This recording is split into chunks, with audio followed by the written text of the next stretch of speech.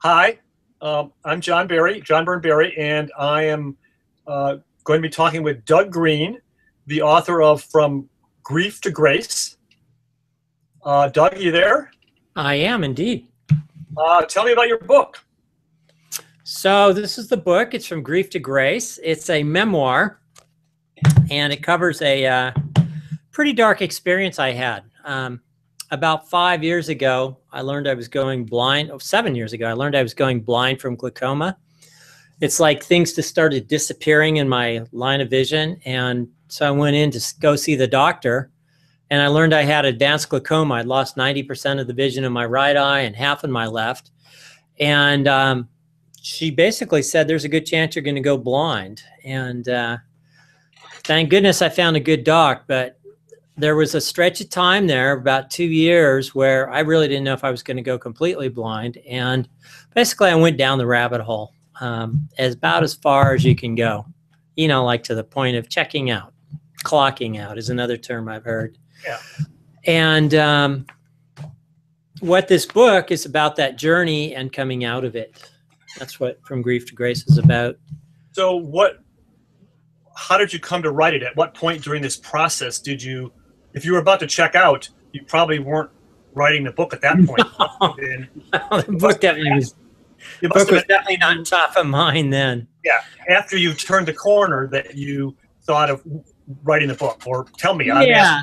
So what happened is when I pretty much hit rock bottom and was really like comfortable with the idea of going. In fact, I was moving towards going out, checking out. This voice came in from, I don't know where, one of those voices inside your head but comes outside of your head. Said, do your bucket list. What? And there were 3 items on the bucket list, and literally the logic inside went, well, if I check out, I can't do my bucket list, but if I do my bucket list, I can still check out. Right. So it's like, well, what the heck? So the first item on the bucket list was to kayak down the Grand Canyon. Oh, kayak. You told me about going down the Grand Canyon. I didn't realize it was a kayak. I thought you were on one of those big rafts. No, I was kayaking. It was what I wanted to do, the way that I envisioned a great Grand Canyon trip being, is that I would go with a private party with friends, and it's about a 3-week trip. Mm-hmm. The problem is it was a 15-year wait list to get a permit for a private trip. Right. 1 week later, a buddy of mine in the Sierras called up and said, Doug, that permit I've been waiting on for the Grand Canyon for the last 15 years? I just got it, and we're putting on in 2 months. Do you want to go? And that's when I knew something bigger was going on here. Right. And so I went on the trip, and it was during that trip where I went through what I call the eye of the needle. Mm-hmm. There's that saying, wherever you go, there you are. Yeah. Well, it's true. I mean, here I was on one of my dream trips, and, day 3, day 4, I'm going right back down the rabbit hole. And the guy that was the leader of our expedition could see what was going on. He'd actually been a professional guide before, and he knew the Grand Canyon. And he came to me on the morning of day 4 or 5 and said, Doug, I see you're going through something. There is a place called Redwall Cavern about 3 miles down on River Left. It is a sacred place. Whatever you need to go through, you can do it there. And if you leave now, we'll meet you in a couple hours, and you can probably have the place to yourself. So I got in my boat, and I went down there, and I found this huge cavern, like the size of a football field or two, underneath an alcove. And that's where I got out of my boat and kind of just surrendered and went through anger, frustration, wave after wave of just releasing. And all this is in the book. This is all in the book. Yeah, that was the turning point. Okay, well, so what did you learn from writing the book, or did the learning happen before you started the book? Well, there's the learning. You mean about writing a book, or what? No, I'm more about, the inner journey, the turning the corner, So I've done a lot of personal growth work all my life. Uh-huh. But this forced all that stuff to come up and need to be used. Right. It's like, all right, you know, this is the real test. This is the real thing, not some, you know, pseudo game. And that the process of writing the book, I felt like I needed to write it. I mean, I was a photojournalism major anyway, and I'd worked as a writer, photographer, and editor. I'd never written a book, but I was pretty comfortable with writing. Right. And so I ended up writing the first draft had like 120,000 words in it. It just went on and on and on. You know, it's easy to get carried away. That's and what first drafts are for, right? Yeah, well, so a key process in the writing of the book happened when I was up visiting some friends at Shasta, and one of those friends is a woman named Marcy Shimoff. She wrote Love for No Reason, Women's, what is it, Chicken Soup for the Woman's Soul. She's like a 6 or 7 times New York Times best-selling author. And she grilled me. She said, "Oh, say, why are you writing the book? Is this just a vanity book for you, or is there really something here for other people?" I was going to ask that question too. Yeah, she got me caught on that. And it's like, I'm writing this for people. And then she goes, who? What do they gain? You know, she's just like asking me all these questions. And at the end, it was like, you know, I didn't know. It's like, well, maybe it is a vanity book. She said, here's what you need to do. You need to get in touch with my friend Carol Klein, who is her ghostwriter and co-author. She's teaching a class on how to write a transformational bestseller. And so I got into the beta version of that class, and I turned it into a membership website for her. And so it was a good trade. And it was in there that I learned about the craft of really, you know, how to write a book. And the book actually ended up winning Christine Closer's contest, the Transformational Author Writing Contest, out of several hundred entries. Great. It's actually a really good book. And what it does is merge an outer adventure, kayaking down the Grand Canyon, with this sort of inner odyssey of getting through depression and coming out the other side. On 2 levels at once. Yeah. Yeah.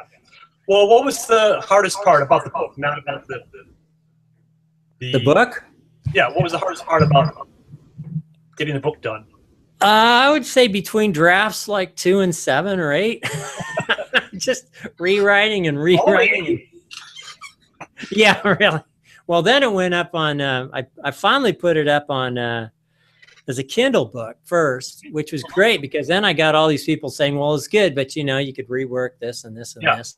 Yeah. And with Kindles, you can just upload them no problem and get the latest version up. So that's what I did. And I would say the hardest part was actually like calling it finished. Yes. You know, there's if I just did this or I just did that. And finally it's just like, screw it. You know, it's done. I want to move on to the next book and the next adventure and all of that. So to what's next?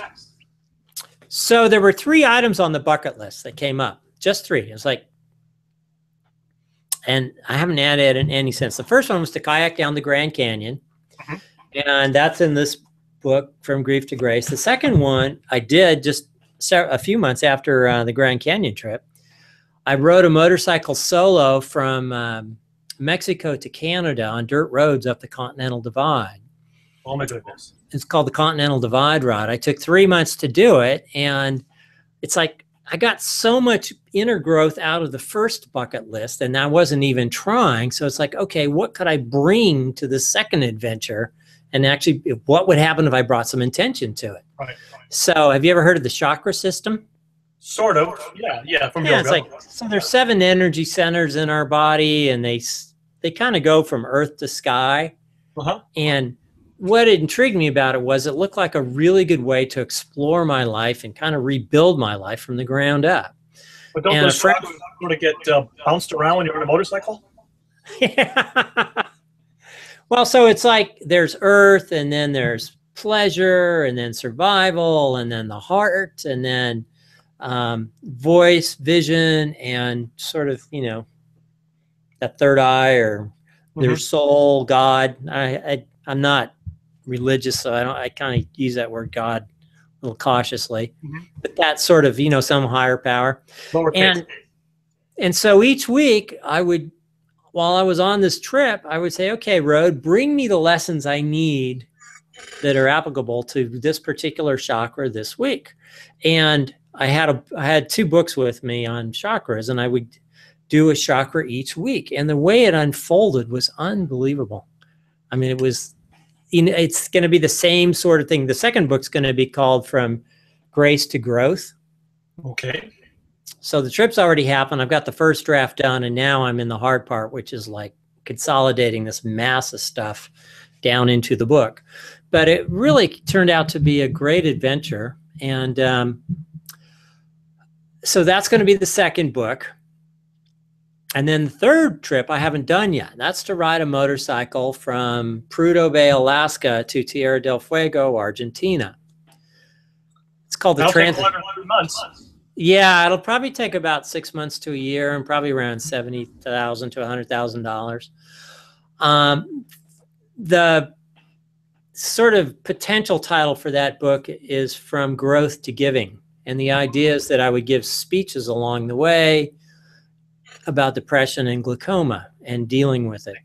Interesting. And also just it'd be an awareness ride. There's something also called the transmedia journey, which would be, or transmedia, which is where you bring multiple medias to cover the adventure. So there'd be videos and writing and a blog and, maybe a film at the end and a book. And I'm sure you could already visualize the box set of the 3 books, right? Yeah. People like trilogies, so. Right. Okay, one last question. What do you do when you're not writing a book or going on transformational journeys? I actually do web video. I help people create marketing videos for if they're professionals, consultants, coaches, experts, authors. Help them get their message out using video on the web. Funny that we're doing this interview on video, huh? I love it. Yes. My medium. Any last words? Go from grieftograced.com and it'll take you right to the Amazon page. But also, just if you're going through a dark place, have faith. There's actually one of the lessons I learned is that sometimes you have to go all the way down and hit bottom just to know there is a bottom. And once you find a bottom, you have something you can push off of. Okay, thanks so much, Doug Greene. What was that website again? From grieftograced.com. From grieftograced.com. Thanks very much. Bye. You bet. Thank you.